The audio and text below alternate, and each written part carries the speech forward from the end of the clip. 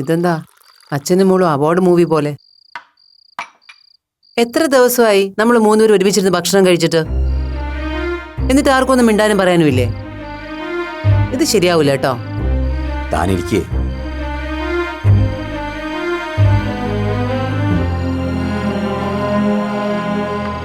അപ്പോ I am really sorry. അച്ഛൻ നിന്നെ ഒരുപാട് വിഷമിപ്പിച്ചു. അച്ഛൻ എന്നെ അല്ലല്ലോ, അച്ഛനെ ഞാനല്ലേ വേദനിപ്പിച്ചത്. അതിന് ഞാനും അച്ഛനോട് സോറി പറയുന്നു. അത് ശരി. അപ്പൊ രണ്ടുപേരെയും കോംപ്രമൈസ് ആക്കിയ എന്നെ ആരും കോംപ്ലിമെന്റ് ചെയ്യുന്നില്ലേ? ഓ, രണ്ടുപേരുടെയും ശരി തന്നെയാ എനിക്ക് കിട്ടാവുന്ന compliment. I am so happy. അപ്പോ ഇനി നിന്നോട് അച്ഛൻ ഗൗരവമുള്ളൊരു കാര്യം പറയാം. നമുക്കിടയിലുള്ള ഇപ്പോഴത്തെ ഈ ഇഷ്യൂസിനിടയിൽ നിന്റെ സ്റ്റഡീസ് ആകെ അലങ്കോലമായിട്ടുണ്ടെന്ന് എനിക്കറിയാം. അത് പാടില്ല. മുടക്കിയതും ഉഴപ്പിയതുമൊക്കെ എത്രയും പെട്ടെന്ന് പാച്ചപ്പ് ആക്കി എടുക്കണം, നല്ല മാർക്കോടെ. ഐ മീൻ, കഴിയുമെങ്കിൽ നിന്റെ ബാച്ചിലെ ടോപ്പ് സ്കോററായിട്ട് തന്നെ നീ മാറണ പോ. നിന്നെ കളിയാക്കിയവർക്കും ഇൻസൾട്ട് ചെയ്തവർക്കൊക്കെ അങ്ങനെ വേണം നീ മറുപടി കൊടുക്കാൻ.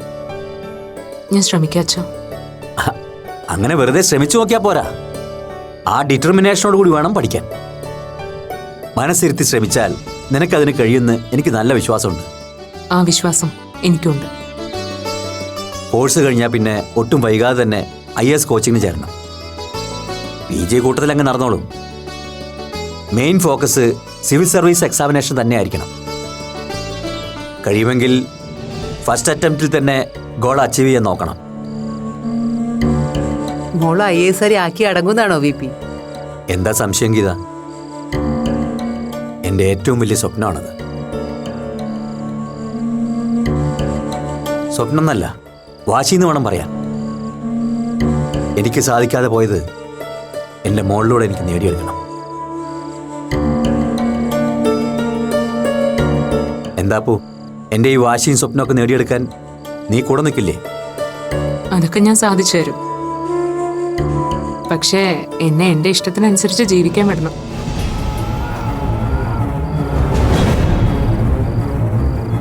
അതെന്താ നീ അങ്ങനെ പറഞ്ഞത്?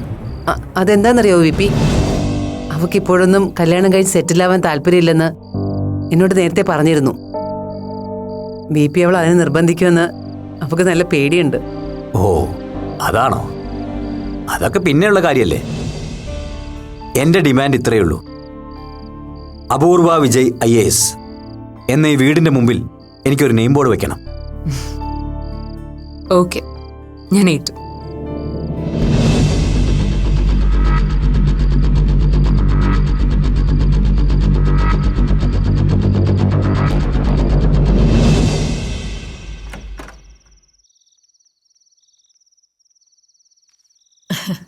മോള് കിടന്നില്ലായിരുന്നോ? നീ എന്തിനാ മോളെ ഏതു നേരവും ഇവിടെ ഇങ്ങനെ ചടഞ്ഞുകൂടിയിരിക്കുന്നെ? ഒന്ന് താഴേക്ക് ഇറങ്ങി വന്ന് ഞങ്ങളോടൊക്കെ ഒന്ന് മിണ്ടിയും പറഞ്ഞു ഇരുന്ന ഈ സങ്കടവും വിഷമവും ഒക്കെ അങ്ങ് മാറത്തില്ലേ? എനിക്ക് വിഷമോ സങ്കടമൊക്കെ ഉണ്ടെന്ന് ഞാൻ പറഞ്ഞില്ലല്ലോ. അതിപ്പോ നീ പറഞ്ഞിട്ട് വേണോ എനിക്ക് മനസ്സിലാക്കാൻ? എനിക്കറിയാം മുത്തശ്ശിയോട് മോള് പിണങ്ങിയിരിക്കാന്ന്. നോക്കുമോളെ, നിന്റെ നല്ലതിനു വേണ്ടിയല്ലേ ഞങ്ങൾ നിന്നോട് ദേഷ്യപ്പെടുകയും വഴക്ക് പറയുകയൊക്കെ ചെയ്യുന്നത്. അതെന്താ നീ മനസ്സിലാക്കാത്തത്? മോളെ മുറിയിൽ പൂട്ടിയിട്ട് പുറത്ത് കാവലിന് ആളെ നിർത്തുന്നതും എന്റെ നല്ലതിനു വേണ്ടി തന്നെ ആവും അല്ലേ മുത്തശ്ശി? പോട്ടെ മോളെ, അതൊക്കെ അപ്പോഴത്തെ ഒരു ദേഷ്യത്തിന്റെ പുറത്ത് മുരളി ചെയ്തതാന്നേ. ദേ, ഇപ്പൊ അങ്ങനെയുള്ള പ്രശ്നങ്ങളൊന്നുമില്ലല്ലോ. മോളെല്ലാം മറന്നുകളാ. മോളുടെ ജാതകം മിനിങ്ങാന്ന് മുത്തശ്ശി വിശദമായിട്ട് നോക്കിച്ചു. ജാതകപ്രകാരം മോക്കിപ്പോ മോശ സമയാ. അതിൻ്റെ ആ വീട്ടിലിങ്ങനെ അടിയും വഴക്കും അലോസരങ്ങളൊക്കെ. ആ, സാരമില്ല. മോളുടെ പേരിൽ ഇവിടെ വെച്ചൊരു പൂജയും ഹോമവും ഒക്കെ നടത്തിയ ദോഷത്തിനൊക്കെ ഒരു പരിഹാരം ആവുമെന്ന് കൃഷ്ണൻ കണിയാൻ പറഞ്ഞു. പൂജയ്ക്കുള്ള ആളെയും അങ്ങേര് തന്നെ ഏർപ്പാടാക്കി തന്നു. ഇപ്പൊ മുത്തശ്ശി വന്ന കാര്യം എന്താണെന്ന് എനിക്ക് മനസ്സിലായി. എന്റെ പേരിൽ നടത്തുന്ന പൂജയ്ക്ക് ഞാനുണ്ടാവാതെ പറ്റില്ലല്ലോ. ആ സീറ്റൊന്ന് ഉറപ്പിക്കാനാണ് മുത്തശ്ശിയുടെ വരവ്. പക്ഷെ എന്നെ പ്രതീക്ഷിച്ച് ആരും പൂജയ്ക്കും ഹോമത്തിനും ഒന്നും ഒരുങ്ങണ്ട. അത് ഞാനിപ്പോഴേ പറഞ്ഞേക്കാം. അതെന്ത് വർത്താനാ മോളെ നീ പറയുന്നേ? നിനക്ക് വേണ്ടി നടത്തുന്ന പൂജയ്ക്ക് നീ ഇല്ലാതെ പിന്നെങ്ങനാ? മോളുടെ സമയദോഷമൊക്കെ മാറിയാലേ കുടുംബത്ത് സമാധാനവും സന്തോഷവും ഒക്കെ ഉണ്ടാവൂ. അതുകൊണ്ടല്ലേ മുത്തശ്ശി ഈ പറയുന്നത്. കുറച്ചു നാള് മുൻപ് എന്റെ ജാതകമൊക്കെ നോക്കിച്ചിട്ട് മുത്തശ്ശി ഇങ്ങനെയൊന്നായിരുന്നില്ലല്ലോ പറഞ്ഞത്.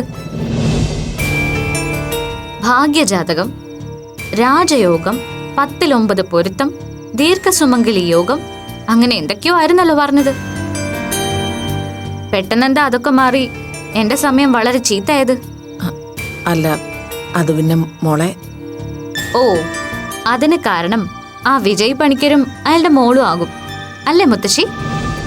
ദേ, നിന്നോട് തർക്കിക്കാനും തല്ലുപിടിക്കാനും ഒന്നും ഞാനില്ല.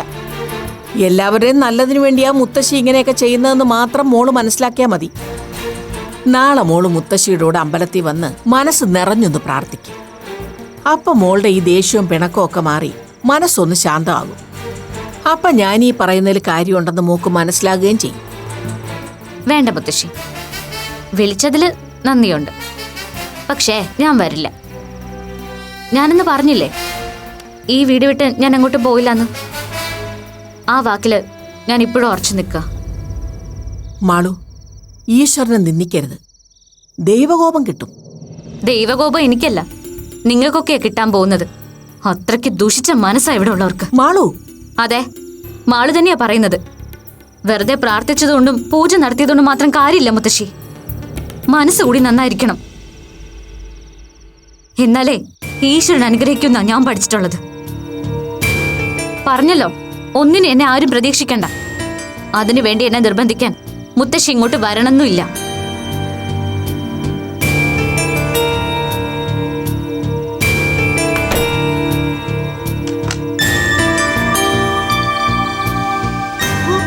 പെണ്ണിന്റെ ഒരു നെകളിപ്പ് കണ്ടില്ലേ? ഒരെണ്ണം അങ്ങ് വെച്ചു കൊടുക്കാനാ തോന്നുന്നത്. അല്ല, അവളെ കുറ്റം പറഞ്ഞിട്ട് എന്താ കാര്യം? അത്രയ്ക്ക് വീര്യമുള്ള വിഷമല്ലേ ഉള്ളി കിടക്കുന്നത്. എന്റെ ഈശ്വര, അലങ്കോലം ഒന്നും ഇല്ലാതെ ആ പൂജ അങ്ങ് നടന്നു കിട്ടിയാൽ മതിയായിരുന്നു.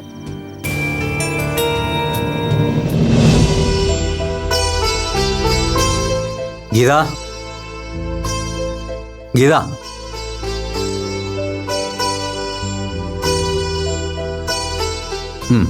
ഓണാക്കിക്കോ. എന്താ, എല്ലാവരുടെയും ഫോൺ വീണ്ടും ആക്റ്റീവ് ആക്കാൻ തീരുമാനിച്ചോ? ഇനിയിപ്പോ ഇത് മാത്രം ഓഫാക്കി വെച്ചിട്ട് എന്ത് കാര്യം? ദാ, നീ തന്നെ ഇത് അപ്പുവിന് കൊടുത്തേക്ക്. ഇനി ഞാനൊരു കാര്യം ചോദിക്കട്ടെ. ശരിക്കും വിപിക്ക് എന്താ പറ്റിയത്? മറ്റുള്ളവരുടെ ജീവിതം എപ്പോഴും കളർഫുൾ ആക്കാൻ പറയുന്ന ആള് സ്വന്തം ജീവിതത്തിന്റെ എല്ലാ വെളിച്ചവും തല്ലിക്കെടുത്തി സ്വയം ചങ്ങലക്കിട്ട് 2 ദിവസവും കംപ്ലീറ്റായി ഇങ്ങനെ ഇരുട്ടിൽ കഴിയാൻ, അതൊന്നും ഇപ്പൊ ഓർക്കാനേ വയ്യ. എനിക്കൊരിക്കലും പരിചയമുള്ളൊരു വിപി ആയിരുന്നില്ല. ശരിക്കും ഞാൻ പേടിച്ചുപോയി. ഞാനും പേടിച്ചിട്ട് തന്നെയാവും ഇങ്ങനെയൊക്കെ കാട്ടിക്കൂട്ടിയത്. ഫാമിലിയിൽ ഒരു ക്രൈസിസ് വന്ന, ഐ മീൻ ആർക്കെങ്കിലും ഒരു ആപത്തോ അസുഖമോ ഫിനാൻഷ്യൽ ലയബിലിറ്റിയോ അങ്ങനെ എന്തെങ്കിലും വന്നാൽ അതൊക്കെ എങ്ങനെ ഓവർകം ചെയ്യാന്നുള്ളൊരു കോൺഫിഡൻസ് എനിക്കുണ്ട്. അതുപോലെയല്ല സ്വന്തം മക്കൾ പഴച്ചുപോയെന്ന് മറ്റുള്ളവർ പറയാനിടയായ, പിന്നെ വിപി എന്നൊരാൾ ജീവിച്ചിരുന്നിട്ട് എന്ത് കാര്യമെന്ന് ആലോചിച്ചു പോയി. അങ്ങനെ ഓരോന്നും ചിന്തിച്ചു നോക്കിയപ്പോൾ നമ്മുടെ ജീവിതത്തിലേക്ക് എവിടെ നിന്നോ ഒരു വലിയ ഇരുട്ട് ഒഴുകിയിറങ്ങുന്നത് പോലെ തോന്നി. പിന്നെ എനിക്കൊന്നും ഓർമ്മയില്ല. സോറി ഗീത, തന്നെ അപ്പൂനെയും ഞാൻ ഒരുപാട് വേദനിപ്പിച്ചു. I am really sorry.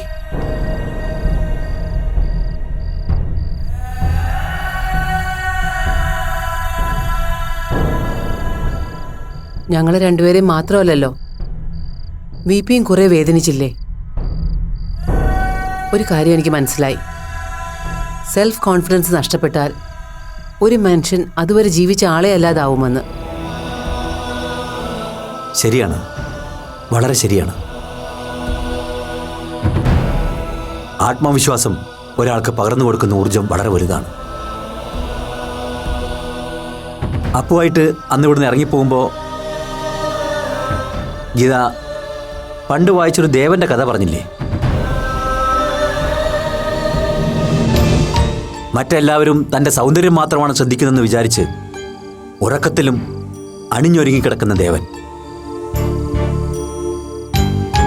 ആ ധാരണയാണ്, ആ വിശ്വാസമാണ് അയാളുടെ കോൺഫിഡൻസ്.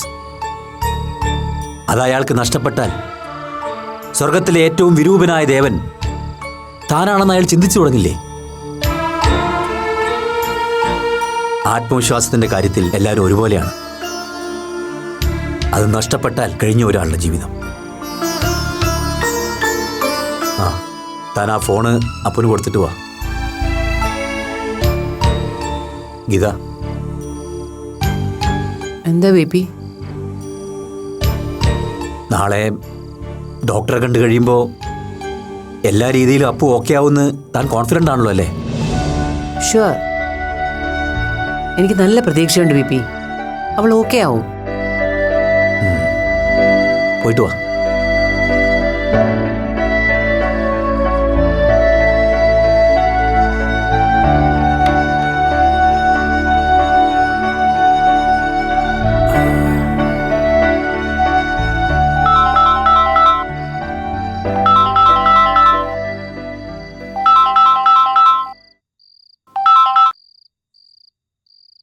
Hello daisy. വിജയ്, എന്തു പറ്റി തനിക്ക്? ഇന്നലെ മുതൽ ദാ തൊട്ടു മുൻപ് വരെ നിങ്ങളുടെ എല്ലാവരുടെയും ഫോൺ ഓഫായിരുന്നല്ലോ. ഞാൻ വിജയെയും ഗീതയെയും എത്ര തവണ വിളിച്ചു. എന്താ എന്താ നിങ്ങൾക്കൊക്കെ പറ്റിയത്? സോറി ഡേസി, ഇവിടെ ചെറിയൊരു പ്രശ്നം ഉണ്ടായിടോ. അതിൻ്റെ ഒരു കൺഫ്യൂഷനിലായിരുന്നു ഇത്രയും നേരം. ചെറിയ പ്രശ്നമോ? എന്നിട്ട് ജോബിന്റെ അടുത്ത് വിജയ് പറഞ്ഞത് എന്തോ ഭീകര പ്രശ്നമാണെന്നാണല്ലോ. പറയാതെ ആരും അങ്ങോട്ട് വന്നു പോകരുതെന്ന് വിജയ് കർശനമായി പറഞ്ഞതുകൊണ്ടാ ഞാൻ അങ്ങോട്ട് വരാഞ്ഞത്. ശരിക്കും വല്ലാതെ ഭയന്നു പോയി ഞാൻ. അല്ല, അത് പിന്നെ ഞാനൊന്നും വല്ലാതെ പാനിക്കായിടോ. അതാ ജോബിനോട് അങ്ങനെയൊക്കെ റിയാക്ട് ചെയ്യേണ്ടി വന്നത്. മോനോട് ഞാനൊരു സോറി പറഞ്ഞൊന്ന് പറയണം കേട്ടോ. ഓ, സോറിയുടെ ഒന്നും ആവശ്യം ഞങ്ങൾക്കില്ല. വിജയും ഫാമിലിയും ഓക്കെ ആണെന്ന് അറിഞ്ഞാൽ മാത്രം മതി. ഇപ്പൊ പ്രശ്നങ്ങളൊക്കെ സോൾവ് ആയോ വിജയ്? ആ, ഏറെക്കുറെ. എന്ന് വെച്ചാൽ ഒരു 90%. നാളെയോടെ എല്ലാറ്റിനും ഒരു കംപ്ലീറ്റ് സൊല്യൂഷൻ ആവും തോന്നുന്നു. എന്തായിരുന്നു ഇത്ര പാനിക് ആകാൻ മാത്രമുള്ള ഭീകര പ്രശ്നം? ഷെയർ ചെയ്യാൻ പറ്റുമെങ്കിൽ പറഞ്ഞാൽ മതി. ഞാൻ പറയാം ഡേസി. നാളത്തെ ഒരു ദിവസം കൂടി ഒന്ന് കഴിഞ്ഞോട്ടെ. എന്നിട്ട് ഞാൻ തന്നോടെല്ലാം വിശദമായിട്ട് പറയാം. എല്ലാം നാളെ കൊണ്ട് ഓക്കെ ആവുകയാണെങ്കിൽ ചിലപ്പോൾ ഞാനത് തന്നോട് പറഞ്ഞില്ലാന്നും വരും. വേറൊന്നും കൊണ്ടല്ല, ഓർക്കാൻ ഒരിക്കലും ഇഷ്ടപ്പെടാത്തൊരു ഏടാണത്. Okay, no problem Vijay. ഓർക്കാൻ പോലും ഇഷ്ടമില്ലാത്ത കാര്യങ്ങൾ ആരോടും ഷെയർ ചെയ്യാതിരിക്കുന്നത് തന്നെയാണ് നല്ലത്. എന്തായാലും വിജയുടെ എല്ലാ പ്രശ്നങ്ങളും നാളത്തേടം കൊണ്ട് തീരട്ടെ. ഞാൻ പ്രാർത്ഥിക്കാം. താൻ ധൈര്യമായിട്ടിരിക്കെ. നാളെ കഴിഞ്ഞ് പറ്റുമെങ്കിൽ ഞാൻ അങ്ങോട്ട് ഇറങ്ങാം. വേണ്ട ഡേസി, ഞാൻ വിളിച്ചിട്ട് വന്നാൽ മതി. തൽക്കാലം ഞങ്ങളൊരു ഷിഫ്റ്റിങ്ങിനെ കുറിച്ച് ആലോചിക്കുക. ഷിഫ്റ്റിങ്ങോ? എവിടേക്ക്? ഇവിടെ അടുത്ത് തന്നെ, കഷ്ടിച്ച് ഒരു 2 കിലോമീറ്റർ ദൂരത്തേക്ക്. അതെന്താ പെട്ടെന്നൊരു ഷിഫ്റ്റിംഗ്? ഹേയ്, ഒന്നുമില്ല. ഇവിടെ ചെറിയ ചില മെയിൻ്റനൻസ് വർക്കുകളുണ്ട്. അത് മാത്രമല്ല, തൽക്കാലത്തേക്കൊന്ന് മാറി നിൽക്കുമ്പോൾ ഈ നെഗറ്റീവ് വൈബ്സൊക്കെ ഒന്ന് മാറി എല്ലാവരും ഒന്ന് ഫ്രഷ് ആവുമല്ലോ, അത്രേ ഉള്ളൂ. ശരി, അങ്ങനെ ആവട്ടെ. മെയിൻ്റനൻസ് വർക്ക് കഴിഞ്ഞ് നിങ്ങൾ തിരിച്ചെത്തുമ്പോഴേക്കും ഞാൻ അങ്ങോട്ട് ഇറങ്ങാം. Okay, good night. Okay daisy, good night.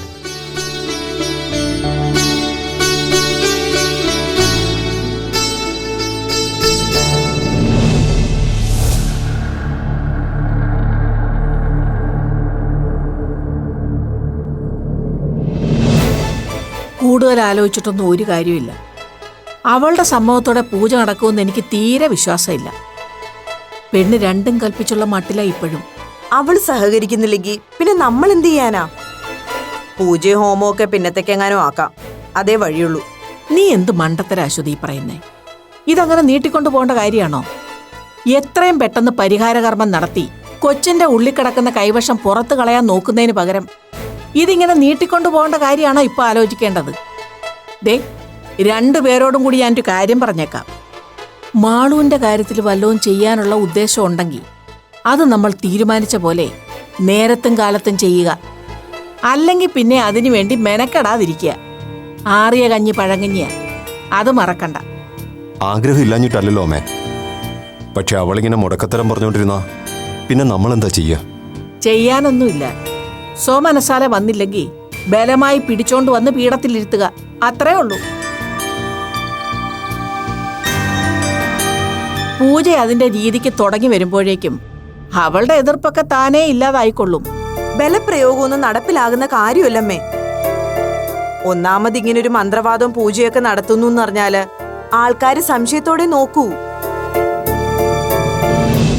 അതിന്റെ കൂടെ ഒച്ചപ്പാടും ബഹളവും ഒക്കെ കൂടെ ആയാ നമ്മുടെ റെസിഡൻസ് അസോസിയേഷൻകാരൊക്കെ അറിയും. പിന്നെ ആകെ നാണക്കേടാവും. എന്റെ അശ്വതി, ഇങ്ങനെയൊക്കെ ആലോചിച്ചിരുന്നാ ഇതൊന്നും ഭംഗിയായിട്ട് നടക്കാൻ പോകുന്നില്ല. നമ്മുടെ വീട്ടിൽ പൂജയും ഹോമവും ഒക്കെ നടത്തുന്നതിന് നാട്ടുകാരെ ബോധ്യപ്പെടുത്തേണ്ട കാര്യം എന്താ? അശ്വതി പറയുന്നതിലും കാര്യമുണ്ടമ്മേ. മാളുവിനെ ബലം പ്രയോഗിച്ച് ഇതിൽ പങ്കെടുപ്പിക്കാൻ ശ്രമിച്ച അവളുടെ ഭാഗത്ത് നിന്ന് ഒരു ചെറുത്തുനിൽപ്പ് എന്തായാലും ഉണ്ടാവും. അത് വല്ലതും പുറത്തുള്ളവരറിഞ്ഞ കാര്യം എന്താണെന്ന് അന്വേഷിച്ചു വരില്ലേ?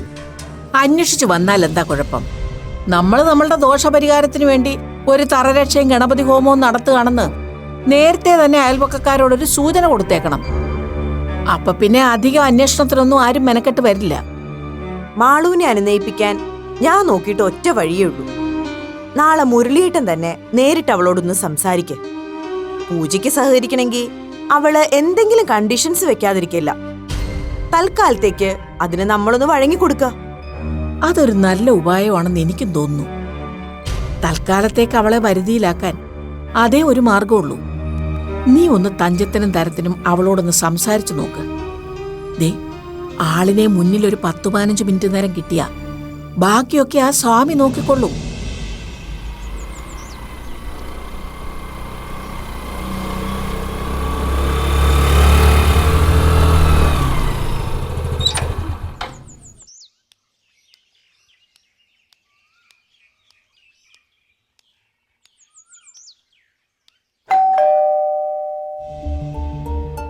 ആരാ?